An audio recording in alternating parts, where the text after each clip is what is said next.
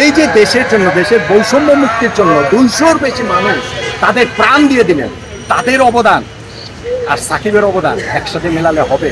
আপনি স্বাধীন দেশে কি চান? আপনার একটা স্বাধীনতা থাকে। আপনার যদি স্বাধীনতাই না থাকে, রাস্তায় হাঁটার, একটি মুখ ফুটে আপনার দাবিটি চাওয়ার সরকারের কাছে, প্রশ্ন চলে আসে দেশকে স্বাধীন হয়েছে। চলমান কোটা সংস্কার আন্দোলনকে কেন্দ্র করে দেশজুড়ে তৈরি হয়েছে অস্থিতিশীল পরিস্থিতি।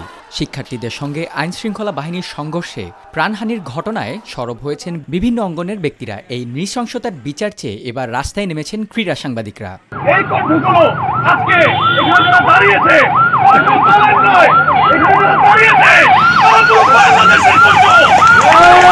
3 আগস্ট মিরপুর শেরেবাংলা জাতীয় ক্রিকেট স্টেডিয়ামের 1 নম্বর গেটের সামনে জড়ো হন শতাধিক ক্রীড়া সাংবাদিক। আমরা ক্রীড়া সাংবাদিক ব্যানারে দুপুর 12টায় শুরু হয় মানববন্ধন। শিক্ষার্থী ও সাধারণ জনতার উপর নৃশংসতার উপযুক্ত বিচার দাবি করেন তারা।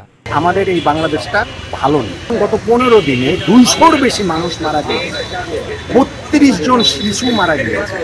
তখন বুঝতে আর বাকি থাকে না যে এই বাংলাদেশ কতটা খারাপ হয়েছে। সেই বাংলাদেশটা কেন আবার আগের বাংলাদেশ হয়ে যায়, উত্তেজনক শান্তি। আমরা তাই আমাদের সেই জায়গাটা থেকে সেই শান্তির বার্তা নিয়ে, সেই শান্তির আহ্বান এবং যতগুলো মৃত্যু, এগুলো আসলে মৃত্যু না, এগুলো হত্যাকাণ্ড। প্রত্যেকটা হত্যাকাণ্ডের বিচার যে আমরা চাই, সেই দাবিটা জানানোর জন্যই আমরা এই ক্রীড়া সাংবাদিকরা দাঁড়িয়েছি। আপনি স্বাধীন দেশে কি চান?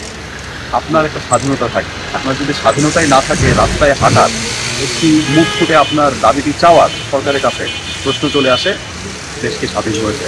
সরকার যেই থাকুক, সবকিছুর ঊর্ধ্বে গিয়ে মানুষের, সাধারণ মানুষের বেঁচে থাকার জন্য, একটি দেশে বসবাস করার জন্য যে যৌক্তিক দাবি, যে বিষয়গুলো প্রয়োজন, যে মৌলিক ব্যাপারগুলো লাগে, সেগুলো যদি মনন করা হয়, তখন কিন্তু মানুষের আর কোনো উপায় থাকে না। আজকে আমরাও কিন্তু বাধ্য হয়েছি সড়কে আসার জন্য এবং যে অন্যায়গুলো হয়েছে তার বিপক্ষে কথা বলার জন্য। ক্রীড়া ব্যক্তিত্বদের প্রতিও অন্যায়ের প্রতিবাদের আহ্বান জানান ক্রীড়া সাংবাদিকরা। অন্যথায় তাদের বর্জনের হুঁশিয়ারি দেন তারা। দেশের জন্য যে শুধুমাত্র সাকিব একাই কিছু করেছেন আর কেউ কিছু করছেন না, বিষয়টা সেটা নয়। তার কথার টোনটা, তার কথা যদি আমি ওইভাবে ইন্টারপ্রেট করি, সেটা কি আসলে খুব ভুল হবে?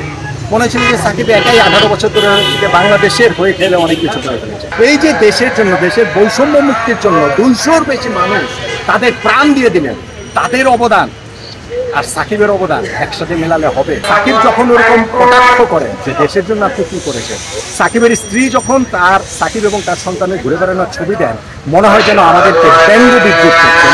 এই বাংলাদেশকে তিনি ব্যঙ্গ বিদ্রুপ, এটা তার কাছ থেকে কোনোভাবেই পান। মানববন্ধন শেষে নৃশংসতায় প্রাণ হারানোদের প্রতি শ্রদ্ধা জানিয়ে 1 মিনিট নীরবতা পালন করেন ক্রীড়া সাংবাদিকরা।